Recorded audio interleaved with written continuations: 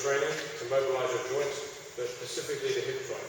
The hip joint takes a lot of pressure, a lot of load. If you're doing running, weight training, just normal exercise, keeping your hips very healthy is super important. A lot of people, when they mobilize their hips, what they would do is they'll lift their leg up and come around. But often, this is a problem because a lot of people are very tight in the hip muscles. And part of the problem is if you're tight and you start to pick up your hip, you'll tense the incorrect muscles. And instead of warming the hip up and loosening the joint, you'll stiffen the joint and you can actually make your sacral iliac tighter. Right? So two exercises I want you to do, it's going to be very helpful, is if you need to, you can have something just to hold on to. You're going to point your toes, and what we're going to do is circle your foot, and you're visualizing your hip is hanging. Okay, so Valley holds onto the hip.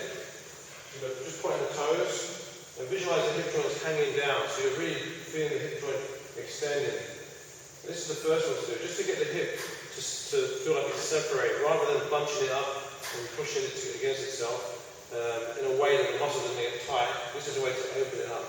Okay, great. Second thing we want to do is we want to clean the joint up. We want the joint to be smooth. Okay. So often what happens is you pick up the joint to try and move the joint around and mobilize it. As I said, the muscles are getting too tense because the muscles are incorrectly trained. So a good way to have is a closed chain. Have both feet on the ground. What we can do now is I can push my hip out to the side and around. So I'm using my actual pelvis as an ankle weight to really mobilize the hip. So I'm getting to move the joint around, and I can really control and stretch all the muscle tissue around the hip. And I can also use it as a diagnostic. I can feel if there's any tension or any pain, and that can indicate which muscle's tight or if there's any specific injury in that area. If you feel an injury in that area, then obviously get it checked out. But if it feels okay, you can start small and mobilize, and then you can slowly increase. Right? So if we do it sideways, we just stand sideways. So what we want to do is push your hip to your side, and then out and around. And the back leg is fairly straight. So keep this back leg straight. So what you're doing at the moment is a pelvic movement. You want to just push your hip out and around.